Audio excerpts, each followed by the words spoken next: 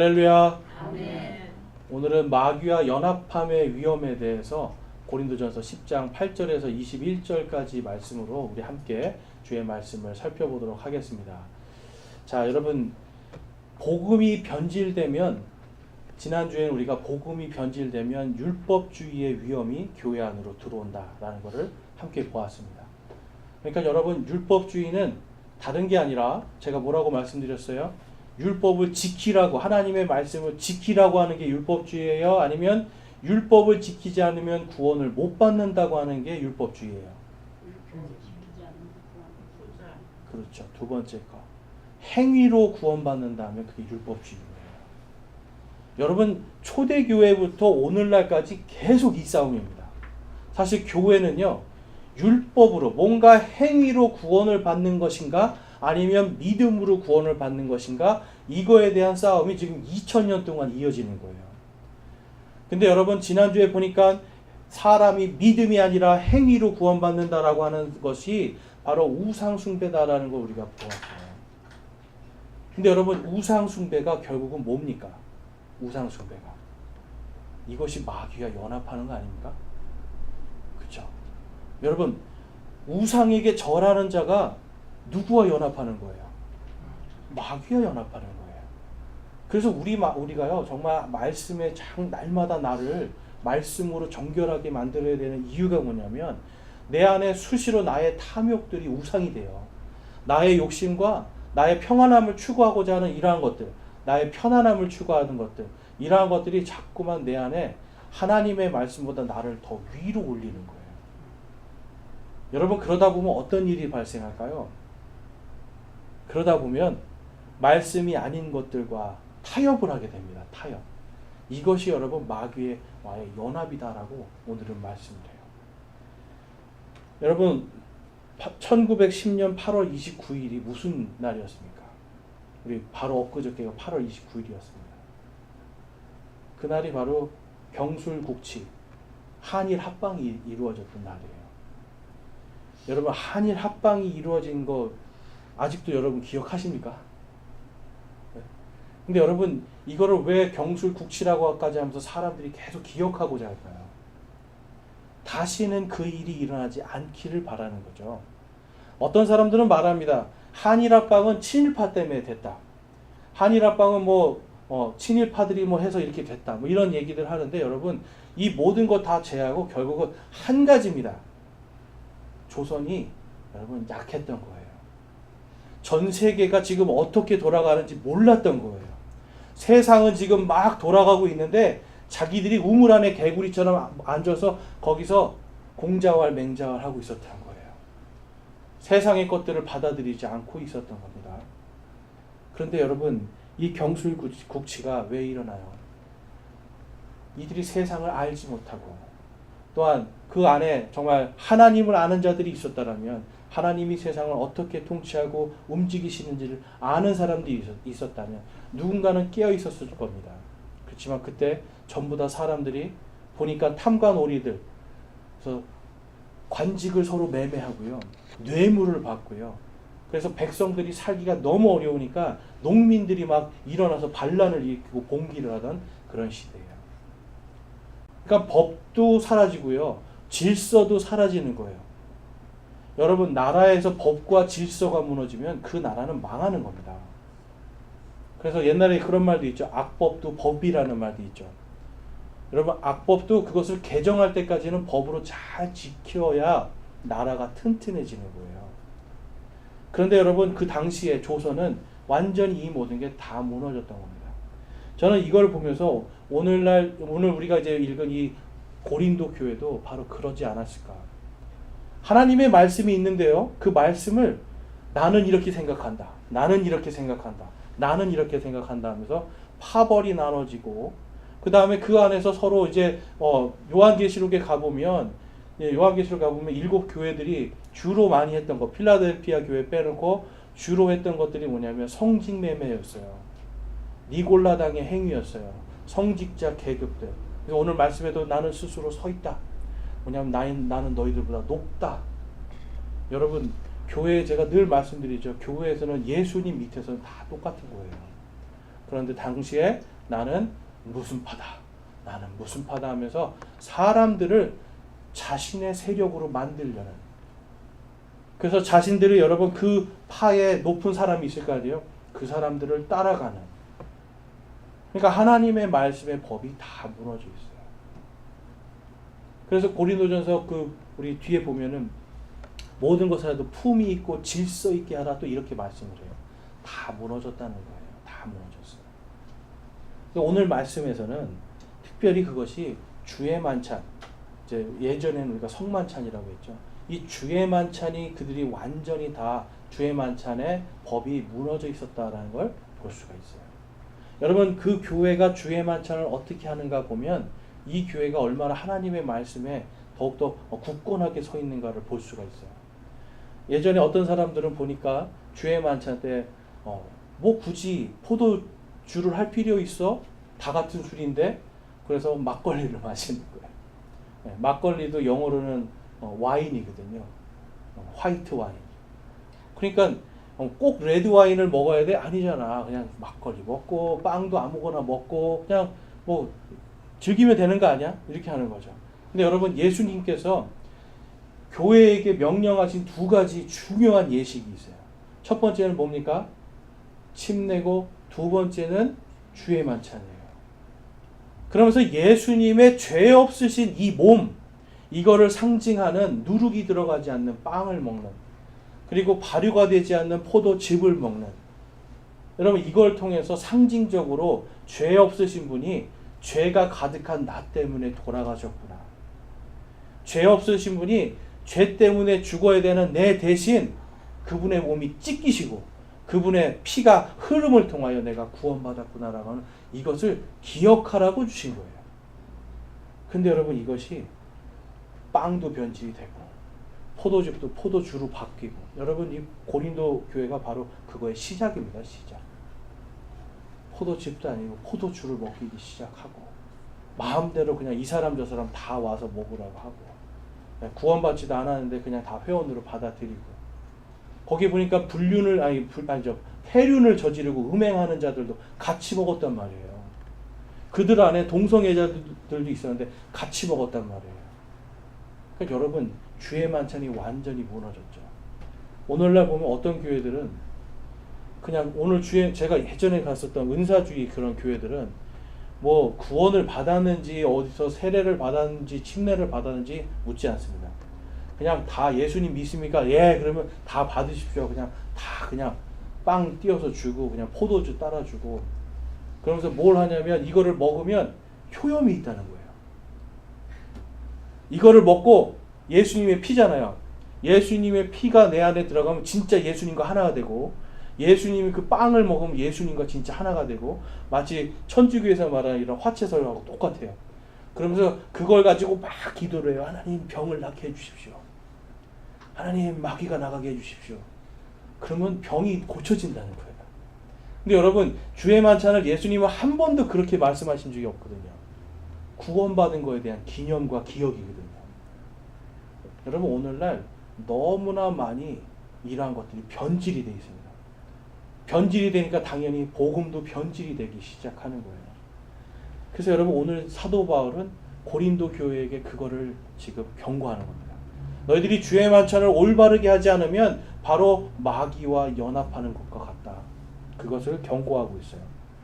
본문 말씀 20절에서 21절 말씀을 보면, 그러나 내가 말하건대 이방인들은 자기들이 희생물로 드리는 것들을 하나님께 희생물로 드리지 아니하고 마귀들에게 드리나니 이는 너희가 마귀들과 교제하는 것을 원치 나는 너희가 마귀들과 교제하는 것을 원치 아니하노라. 내가 주의 잔과 마귀의 잔을 겸하여 마실 수 없으며 주의 상과 마귀들의 상에 겸하여 참여하는 자가 될 수 없느니라. 여러분 생각을 해보셨어요? 주의 만찬을 하는데 이 잔이 마귀와 같이 겸하고 있대요. 그리고 거기서 먹는 그 빵이 마귀와 같이 먹는 상이래요. 그럼 여러분 이거는 뭔가 대단히 잘못된 거죠. 그런데 당시에 고린도 교회는 그걸 하고 있었던 겁니다. 완전히 질서가 없으니까 자기들 마음대로 하기 시작했어요.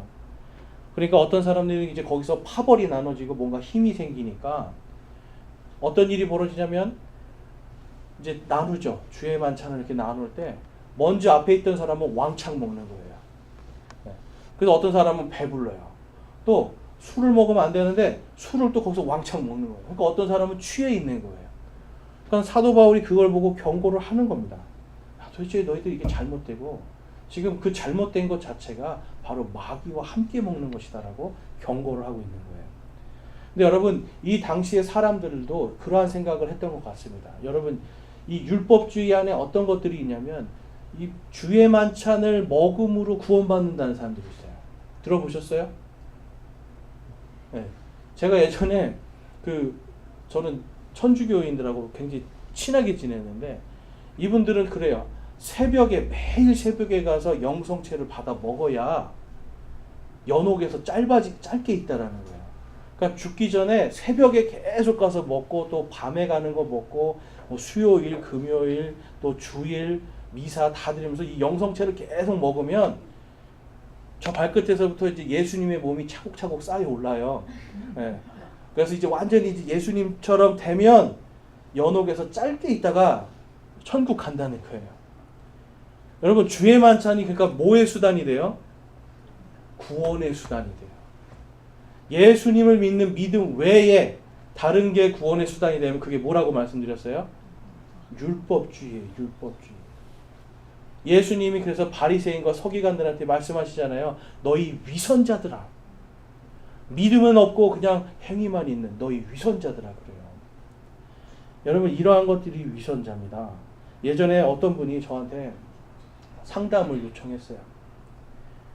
우리 아이가 유아 세례는 받았는데 이 아이가 장애가 있는 거예요. 장애가 있으니까 지금 이제 그 지적 장애도 심했고 약간 자폐도 있고 그러니까 자기 입으로 예수님을 나의 주님이라고 고백을 못해요.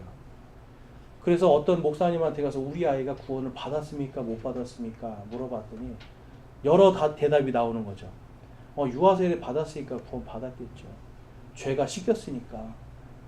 또 어떤 사람은 또 그냥 예수님을 고백 못하면 지옥에 갑니다. 또 이렇게 하고 어떤 사람은 알 수가 없습니다. 그냥 하나님이 구원해 주시겠죠. 저마다 제각각의 답을 하니까 너무 괴로운 거예요. 내 아이가 지옥에 갈까 봐.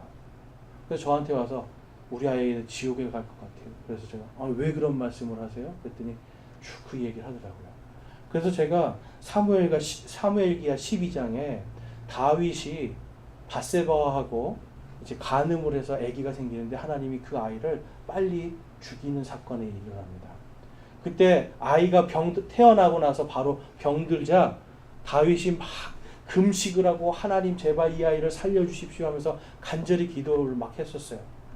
그런데 아이가 죽자마자 바로 기름 가지고 와라. 그래서 몸에 기름 딱 바르고 그러니까 요즘 말로 하면 샤워하고 기름 바르고 치장하고 좋은 옷을 입고 그러니까 신하들이 뭐라고 그래요?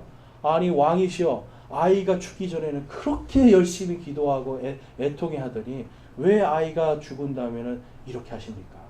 그랬더니 다윗이 뭐라고 그래요? 그는 나에게로 올 수 없지만 나는 그에게로 갈 수 있다. 쉽게 말해서 내 아이는 지금 천국에 있으니 내가 왜 슬퍼해야 되느냐 이거죠. 살아있는 동안에는 이 아이가 아픈 것이 아버지로서는 가슴이 아픈 일이잖아요. 그런데 이미 죽은 다음에는 할 게 없잖아요. 그런데 이 아이는 그때 이 아이가 태어난 지 7일째에 죽거든요. 할례를 받은 것도 아니에요. 그러니까 완전히 그냥 태어나자마자 7일째에 죽은 아이를 보고 이 다윗은 그 아이는 천국에 있으니 내가 왜 그것을 내가 슬퍼해야 되느냐 이걸 얘기하는 거예요. 그래서 그거를 말씀드렸더니 이분이 너무나 안도하는 거예요. 그 아이의 지적 수준은 한 7살 이하 6세 정도 되거든요. 우리 아이는 그럼 구원받는 게 확실합니까? 하나님의 은총으로 받을 수 있습니다. 하나님의 특별한 은혜가 있습니다. 그랬더니 안심하고 돌아갔어요. 그러면서 말하는 거예요. 그렇지만 우리는 믿음으로 구원받는다는 건 확실하죠? 그렇습니다. 여러분, 율법이 아니라 우리는 하나님의 말씀에 기록된 그대로 구원을 받는 거예요. 하나님의 말씀이 있는 그대로 구원을 받는 우리에게는 예수 그리스도의 피 외에 다른 어떤 것도 죄 씻음에 단 하나도 여러분 공력을 가질 수가 없어요. 베드로전서 3장 21절에 가니까 그 일과 동일한 모형 곧 침례가 예수 그리스도의 부활로 말미암아 이제 또한 우리를 구원하나니 이것은 육체의 더러운 것을 제거하는 것이 아니요 선한 양심이 하나님을 향하여 응답하는 것이니라.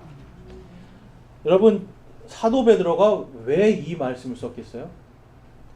사람들이 침례받음으로 구원받는, 침례를 받아야 죄 씻김 받는다, 원죄가 씻겨진다, 이러한 것들이 당시에도 있었다라는 거예요.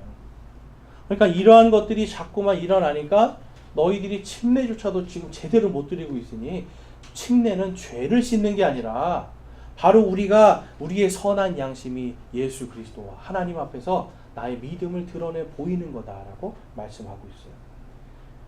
여러분 침례에서 우리가 물속에 들어갈 때는 나의 옛사람은 죽습니다. 그리고 이제 나는 예수 그리스도와 함께 삽니다라고 하는 믿음의 고백이 있죠. 그런데 여러분 이 믿음의 고백이 당시에는 얼마나 힘들었을까요? 예수님 믿으면 죽임당하는 거예요. 예수님을 믿으면 박해와 뭔가 멸시를 받기 시작하는 거예요. 그런데 거기서 자기 믿음을 고백하는 겁니다. 처음에는 숨기고 싶었겠죠. 예수님 믿으면 불이익이 너무 많은데. 그런데 내 선한 양심이 작동하는 거예요. 예수님이 명령하셨으니 내가 그 명령에 따르겠습니다.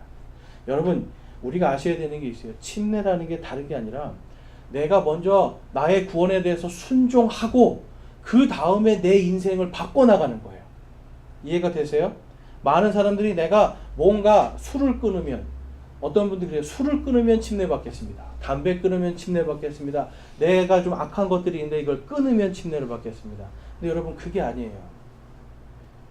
순종의 한 걸음을 내딛고 그 다음에 그러한 것들을 해야 믿음의 성장이 있지, 하나님의 말씀에 순종 안 하고 그냥 그대로 내가 원하는 데를 내 스스로 기준을 만드는 거죠. 그럼 여러분 그것도 하나의 율법주의입니다. 하나님의 말씀보다 나를 위에다 놓기 때문에. 그래서 여러분 당시의 고린도 교회는, 그리고 이 베드로도 그렇고요. 당시의 교회들은 복음이 계속 변질되는 것과 치열하게 싸웠습니다. 치열하게. 여러분 오늘날 여러분들은 하나님의 말씀과 또한 변질된 복음과 치열하게 싸우고 있습니까? 여러분 우리 교회는 치열하게 싸우셔야 돼요. 그리고 내 자신도 변질되지 않도록 치열하게 싸우셔야 돼요. 우리가 노래로는 우리가 주의 군사라고 막 하지만 정작 싸우지는 않고 있어요. 복음이 뭔지 정말 우리가 깊이 알지 못해서 못 싸우는 것, 그 다음에 싸우기 싫어서 안 싸우는 것. 그래서 여러분 복음에서 떨어져 나가면 여러분 이러한 변질들이 오기 시작합니다. 자, 고린도전서 11장 23절에서 26절에 보면 이제 주의 만찬에 대해서 지금 고린도 교회가 잘못하고 있는 것을 이렇게 또 한번 책망을 합니다. 23절 내가 너희에게 전해준 것은 주께 받은 것이니 곧 주 예수님께서 배반 당하신 바로 그 밤에 빵을 집으사 감사를 드리신 뒤에 그것을 떼시고 이르시되 받아서 먹으라 이것은 너희를 위하여 찢긴 내 몸이니 나를 기억하라 하여 이것을 행하라 하시고 저녁 식사 뒤에 또 그와 같은 방법으로 잔을 집으시고 이르시되 이 잔은 내 피로 세우는 새 상속 언약이니 너희가 그것을 마실 때마다 나를 기억하여 이것을 행하라 하셨느니라. 이는 너희가 이 빵을 먹고 이 잔을 마실 때마다 주의 죽으심을 그분께서 오실 때까지 보이기 때문이라. 아멘. 주의 만찬은 주님 오시는 그날까지 하라는 겁니다. 근데 여러분 여기서 중요한 게 있어요. 나를 위한 기념, 나를 기억하라는 거예요. 여기에 구원받는 얘기가 있습니까? 여러분? 없죠. 구원받은 자들이 나를 구원해 주신 예수님을 기억하면서 주의 만찬을 띄었던 거예요. 그런데 이 고린도 교회는 그것이 아니라 그냥 자기들 마음대로 무질서하게, 빵도 자기들 마음대로, 음료도 자기들 마음대로 그냥 되는 대로 막 하면서 그들은 마음속에 자꾸만 복음에서 떠나가고 내 스스로 나는 설 수 있다. 하나님의 말씀이 아니라 내 스스로 설 수 있다라는 생각을 바로 교만을 하게 되는 거예요. 그래서 여러분 우리가 아셔야 되는 게 여기서 보면 주의 만찬을 하면서 또 뭘 기억하라는 거예요? 하나님의 왕국을 상속받을 거 기억하라는 거야. 상속. 여러분 지금 고린도전서 3장에서 그리스도의 심판석에 대해서 말씀하셨죠. 지금 연결돼서 계속 나와요. 심판석에서 우리가 믿음으로 하나님 앞에 예수 그리스도 앞에서 회개보고했을 때 남는 게 있으면 보상을 받는다고 그랬잖아요. 보상. 그 보상 받는 걸로 우리가 상속을 받거든요. 그러니까 하나님의 말씀에서 지금 벗어나서 이 상을, 주의 만찬의 상을 자기들 마음대로 하나님의 뜻이 아니라 마귀나 다른 것들과 연합하여지는 이러한 변질된 잘못된 주의 만찬을 떼니까 지금 11장에서 이렇게 경고하고 있는 거예요. 그렇게 하면 너희들에게 상급이 없다라는 거죠. 여러분 열심히 신앙생활했는데 예수 그리스도 앞에 가서 상을 주신다는데 상 받고 싶으세요? 안 받고 싶으세요? 상 받아야 돼요. 안 받고 싶어가 아니에요, 여러분. 예수님 지금 상 주겠다고 하시잖아요. 그럼 우리는 반드시 상을 받아야 되고, 사도 바울도 뭐라고 그래요? 그 상을 받기 위해서 열심히 달려가라고 그러잖아요. 그리스도인들이 뭐 나는 안 받아도 괜찮아요. 여러분 이건 겸손이 아니에요. 하나님이 주시겠다고 하면 네 받겠습니다 하고 하는 게 이게 겸손이에요. 이게 순종이에요. 자꾸만 우리는 안 받고 사양하는 게 미덕이죠. 한국은. 근데 여러분 하나님 앞에서는 내가 주겠다 그러면 네 감사합니다 하고 받아야 되는 거예요. 하나님께서 주시겠다는데 안 받아서 사양한 대표적인 사람이 아하스라는 왕이 있어요. 여러분 아하스에게 하나님이 내가 구원해 줄 테니 구원해 줄 표적을 구하라 그러는데 저 싫어요. 아하스 여러분 그 하나님께서 구원해 주시겠다고 하는데도 상을 주겠다고 하는데도 거절한 것 때문에 그의 생이 짧아집니다.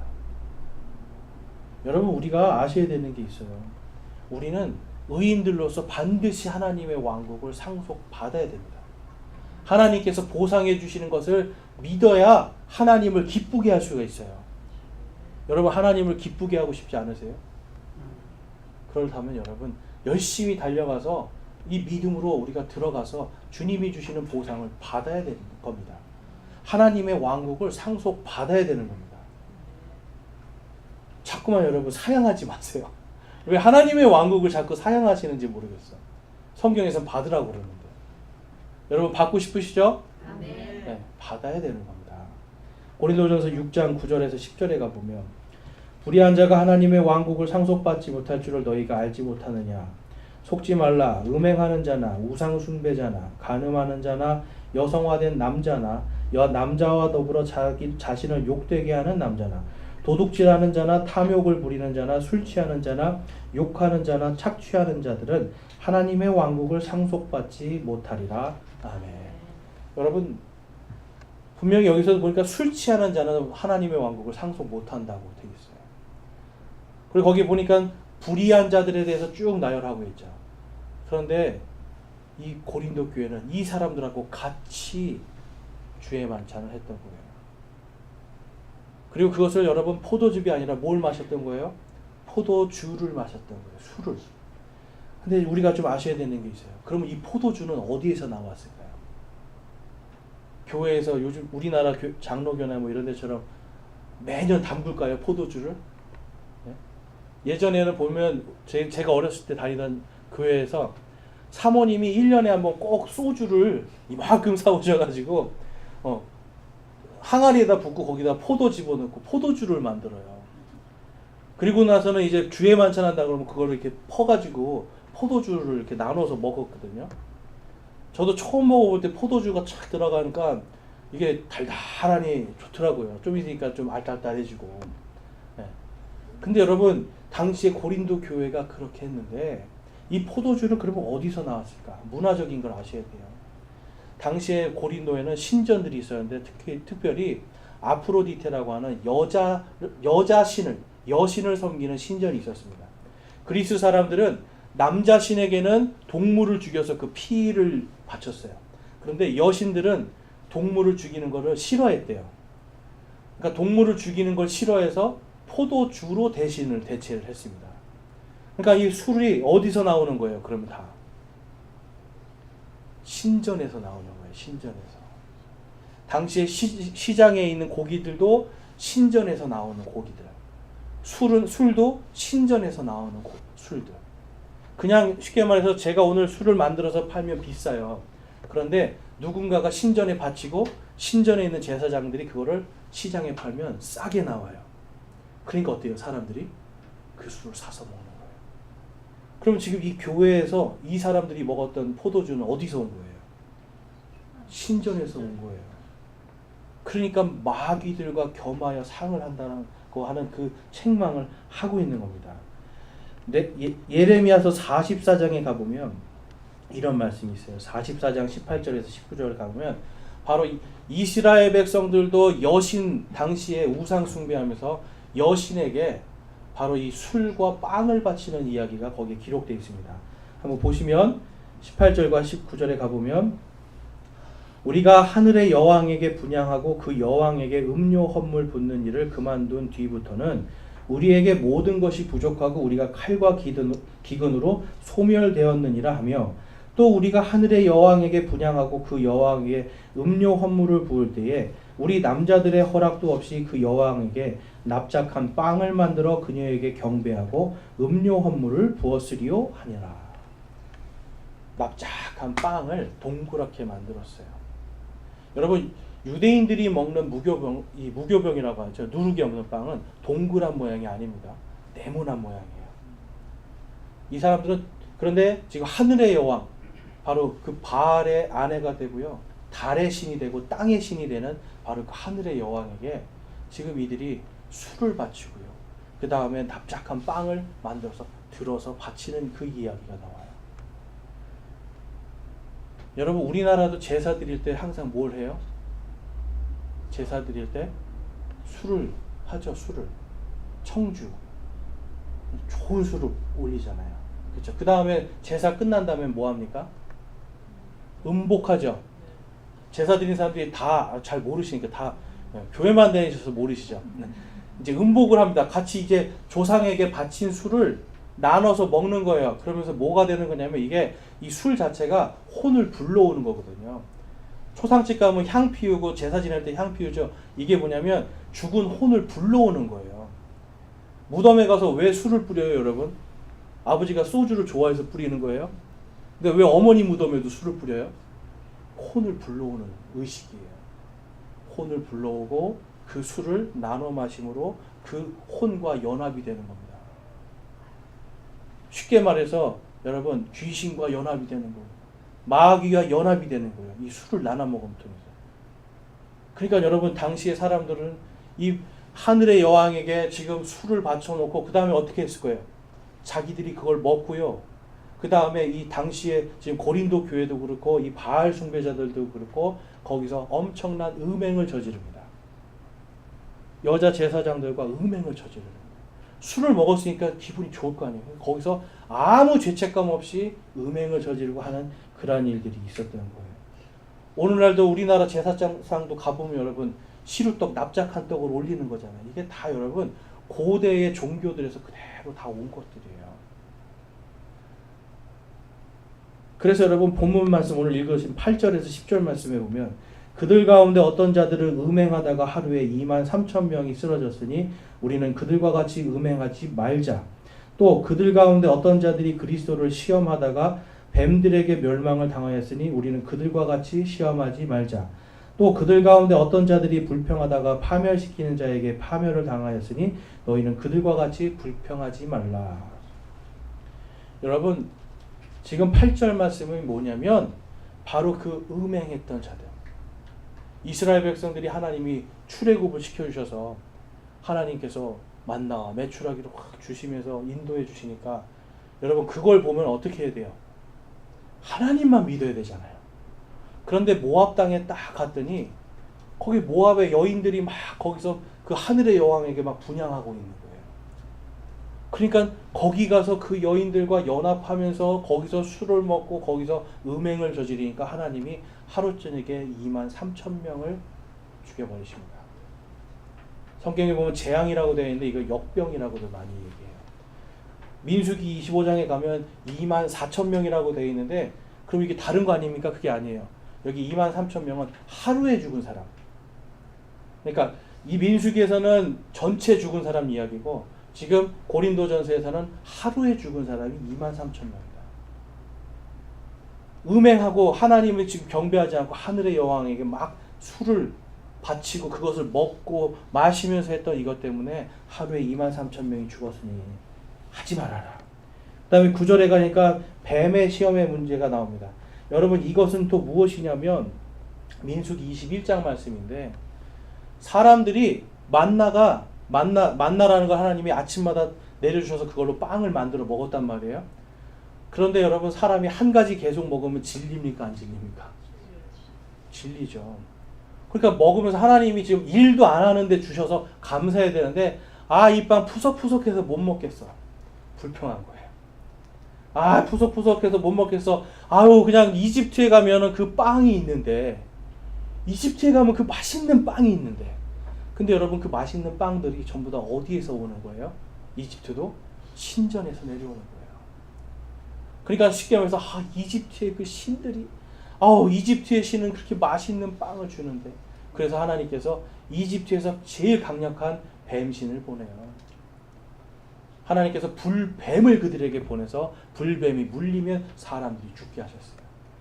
그러면서 예수님을 상징하는 모세를 통해서 모세가 막 하나님 제발 살려주십시오 하니까 자 그러면 놋을 녹이지도 말고 망치로 두드려 패서 똑같이 뱀 모양을 만들어라. 그리고 저주를 상징하는 장대에 높이 그 뱀을 달아라. 그래서 누구든지 그 뱀을 보는 자는 살리라. 그럼 여러분 이집트의 그 이집트의 신에게 바치던 그 빵이 막 고팠던 사람들은 지금 자기가 원하는 신이 지금 저주받아 있어요. 보고 싶겠어요? 보고 싶지 않겠어요? 안 보고 싶은 거예요.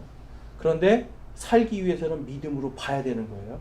하나님이 믿음으로 살찌니라는 걸 보여주세요. 그래서 이 불뱀을 통해서 거기서도 하나님 앞에 불평한 자들이 다 멸망당하는 겁니다. 그래서 지금 사도 바울은 바로 이렇게 너희들 지금 하나님의 말씀대로만 해도 되고 쉽게 말해서 여러분 포도즙이 없으면 안 해도 되는 거잖아요. 누룩이 없는 빵을 내가 오늘 배고파서 이 교회가 만약에 그걸 할 여력이 없으면 안 해도 되는 거잖아요. 근데 그걸 굳이 하려고 우상에게 바쳤던 술도 갖다가 놓고 우상에게 하는 그런 방식대로 그냥 빵도 갖다 놓고 그 다음에 자기들 마음대로 먹고 마시면서 취하고 불의한 자들과 함께 그걸 하고 막 자기들 마음대로 하니까 너희들 이렇게 되지 않으려면 하지 말아라는 거예요. 지금 오늘 말씀이 좀 이해가 되시는 거예요? 네. 그래서 11절 말씀에서 이제 이 모든 일은 그들에게 본보기로 일어났으며 또 이것들은 세상의 끝을 만난 우리를 훈계하기 위해 기록되었느니라. 여러분 구약 성경에서 성경은요 다른 종교의 경전들과 다르게 실패하고 멸망하고 벌받은 이야기가 굉장히 많이 있어요. 근데 그 이유가 뭐예요? 그걸 읽는 오늘 우리가 그렇게 하지 말라는 거예요. 하나님은 반드시 구원하시지만 또한 반드시 심판하시는 분이기 때문에 악에서 돌이키라는 거예요. 근데 여러분 중요한 사실이 있습니다. 사람들이 우상 숭배를 하면 보통 왜 우상 숭배를 하나요? 여러분 어디 뭐 돌탑에 가서 비나이다 왜 해요? 나무에다 대고 왜 비나이다 하고 있어요? 자기 소원 성취잖아요. 다. 요 옆에 보면 지금 점집이 다 있어요. 점집마다 가보면 다 똑같은 말 써 있어요. 소원 성취. 여러분 이 세상의 모든 우상 점치는 거 뭐 별점이든 뭐 타로 카드든 뭐 사주팔자든 전부 다 뭐예요? 내 소원 성취. 결국은 신이 나를 위해서 움직여야 돼요. 근데 여러분 물질은 다 제한되어 있잖아요. 그렇죠? 그러면 내가 그것을 얻으면 누군가는 얻을 수가 없어요. 그러면 그걸 얻으려면 어떻게 해야 돼요? 더 열심히 빌어야죠. 그렇죠? 내가 누군가에게 갈 게 나에게 오려면 더 열심히 빌어야 돼요. 그러니까 더 열심히 하는 자가 복을 받는 거죠. 여러분 이게 바로 종교라는 거예요. 근데 결국은 다 나예요. 내가 잘 되고 우리 가족이 잘 되는 것도 여러분 결국은 내가 잘 되는 거잖아요. 내가 잘 되는 걸 위해서 바로 이기적인 욕심을 위해서 사람들은 우상 숭배를 합니다. 그러니까 여러분 우상에 빠져버리고 만약에 여러분 율법주의도 아까 우상 숭배라고 했죠. 그럼 전부 다 이기적인 믿음으로 바뀌어버려요. 그런데 예수님께서 말씀하셨어요. 율법은 크게 두 가지라고 말씀하셨어요. 첫 번째는 하나님을 사랑하는 거예요. 마음을 다하고 혼을 다하고 힘을 다하여 주 내 하나님을 사랑하라. 그러니까 내 삶의 전체를 하나님께 드리라는 소리예요. 그 다음에 뭐예요? 내 이웃을 내 몸과 같이 또 내 자신과 같이 쉽게 말해서 내 생명같이 이웃을 사랑하라는 거예요. 그럼 여러분 우상 숭배에는 그 사랑이 있습니까? 없습니까? 없어요. 우상 숭배하면서 착한 일 많이 해요. 그러면서 결국은 뭐예요? 착한 일 많이 했으니까 나에게 복을 주시오. 무당들이 그러잖아요. 너 이게 악한 일 했으니까 가서 이거 가서 해결하고 그 다음에 굿하고 그러면 잘 될 거야. 결국은 다 자기예요, 여러분. 이기적인 마음으로 다 돌이키는 거예요. 그런데 하나님은 뭐라고 말씀하시는 거예요? 나를 사랑하면 내가 너희의 하나님이 되어주겠다. 나를 믿으면 내가 너희와 함께하겠다. 그래서 여러분 13절 말씀이 그래서 나오는 겁니다. 종교는 비나이다 열심히 해야 얻지만 우리 13절 14절 우리 함께 한번 읽어보겠습니다. 시작. 사람에게 공통적으로 있는 시험 외에는 너희가 어떤 시험도 당하지 아니하였나니 하나님은 신실하사 너희가 감당할 수 있는 것 이상으로 시험 당하는 것을 너희에게 허락하지 아니하시고 또한 그 시험과 함께 피할 길을 내사 너희가 능히 그것을 감당하게 하시느니라. 그런즉 나의 극진히 사랑하는 자들아 우상 숭배를 피하라. 아멘. 염려 걱정하는 거 내려놓으라는 거예요. 예수님도 말씀하시죠. 염려하는 것, 무엇을 먹을까, 무엇을 마실까, 무엇을 입을까 염려하는 것이 그날의 악이라고 말씀해요. 하나님이 아니라 자기의 뜻대로 하려는 거죠.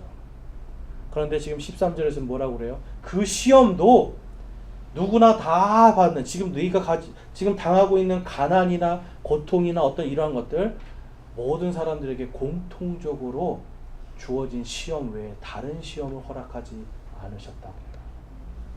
그러니까 나만 당하는 게 아니라 다른 사람도 똑같이 당하고 있다는 거 말씀하죠. 그 다음에 하나님은 신실하셔서 우리가 감당할 수 없는 것 이상으로 시험을 주지 않음이 허락되지 않는데요. 그러니까 여러분이 지금 겪고 있는 어떤 문제들이 있죠. 여러분들이 그것을 감당할 수 있는 만큼 주시는 거다. 여러분 이 말씀 믿으십니까? 네. 그 다음에 또 뭘 말씀해요? 피할 길을 또 주시고 피하고 그것을 능히 감당할 수 있도록 해주신대요. 쉽게 말해서 여러분 비나이다가 아니라 지금 이 말씀 믿으라는 거예요. 믿으라는 겁니다. 너희가 나를 믿으라는 거예요. 여러분 믿음은 제가 뭐라고 말씀드렸어요? 믿음은 쉽게 말해서 다른 말로 하면 하나님을 의지하는 거예요. 그냥 사랑하는 거고 의지하는 거예요. 이 땅을 살아가는데 많은 사람들이 그래요. 내 힘과 뭔가 뜻과 노력으로 뭘 하려고 합니다. 그런데 안 되죠. 잘 안 돼요. 근데 뭔가 하나 잘 되는 게 하나 딱 걸리잖아요. 그럼 그거를 거기에 사람들이 집착하기 시작해요. 제일 쉬운 게 뭡니까? 술 같은 거죠. 술.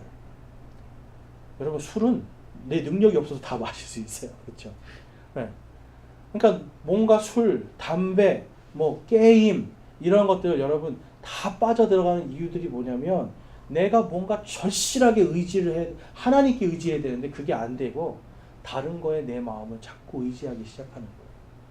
그래서 거기에서 뭔가 기쁨을 얻기 시작하면 그게 중독이 되는 겁니다. 근데 여러분 우리는 아셔야 되는 게 그러한 것들이 다 지금 우상 숭배다라고 말씀하고 있어요.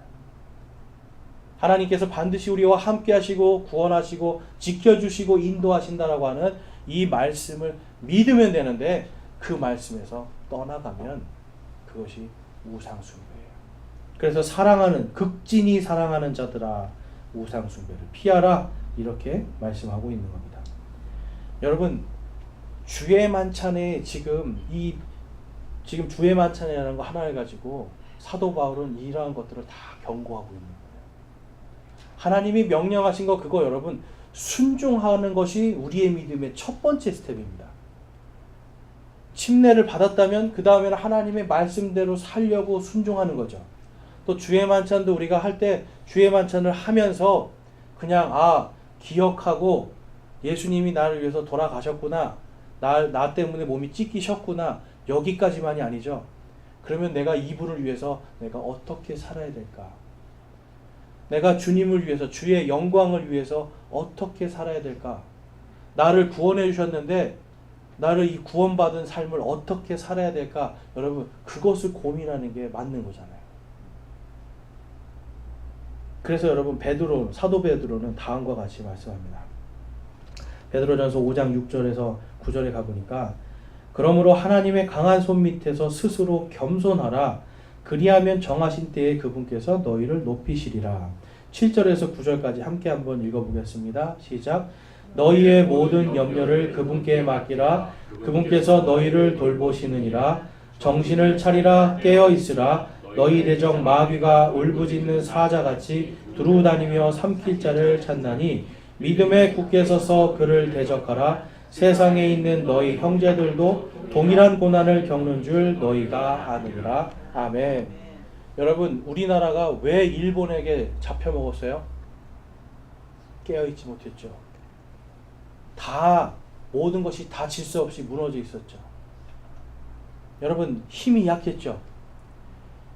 예수 그리스도를 믿는 저와 여러분이 복음에서 여러분 떠나가면 힘이 약해지는 겁니다. 말씀의 권능이 없어져요. 그리고 성경의 이런 바른 말씀들에서 우리가 떨어져 나가잖아요. 성경 말씀 그래도 나는 순종하지 않을 거야. 그냥 여기까지 순종하면 되는 거 아니야? 여러분, 이러는 게 아니죠.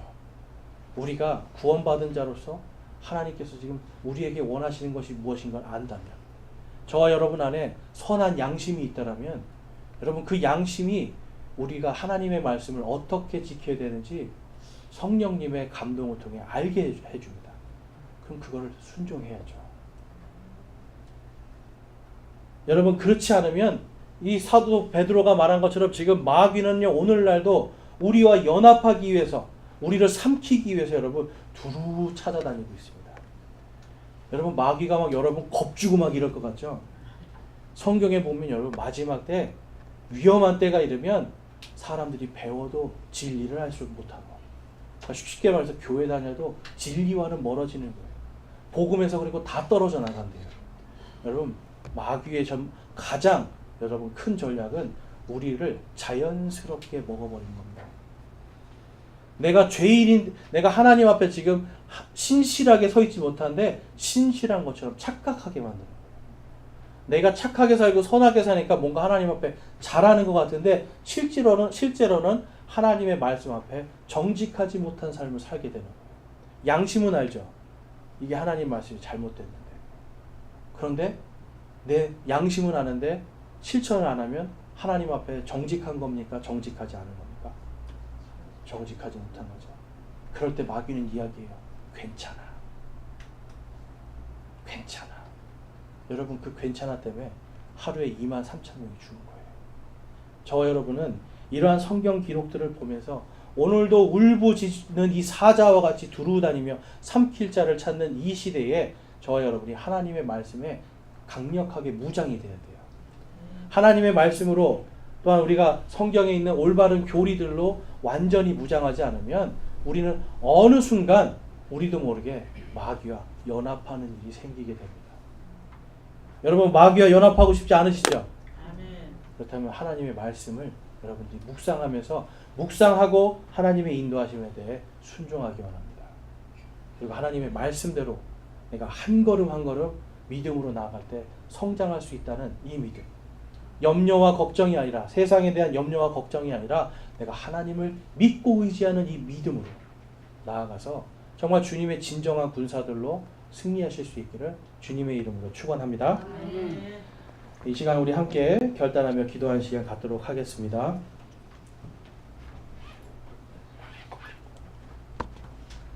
이 시간 우리 기도하실 때 나는 마귀와 타협하고 있는 부분이 있지 않는가.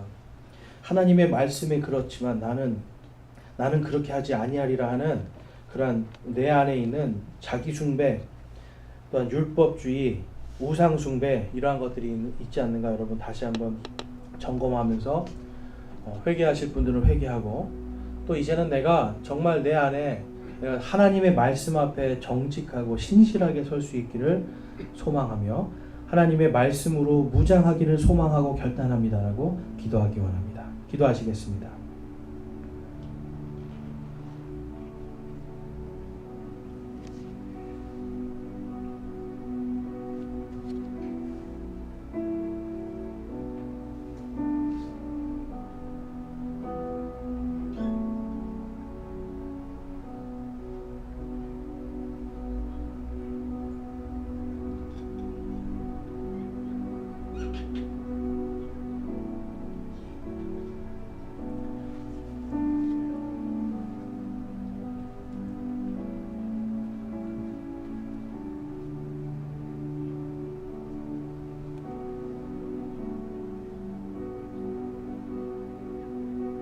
오늘 말씀을 통해서 내가 이제는 마귀와 연합하지 않고 또한 타협하지 않고 하나님의 말씀 앞에 정직하고 신실한 자로 서기를 소망합니다 하시는 분들, 손을 들어 하나님께 마음을 드리겠습니다.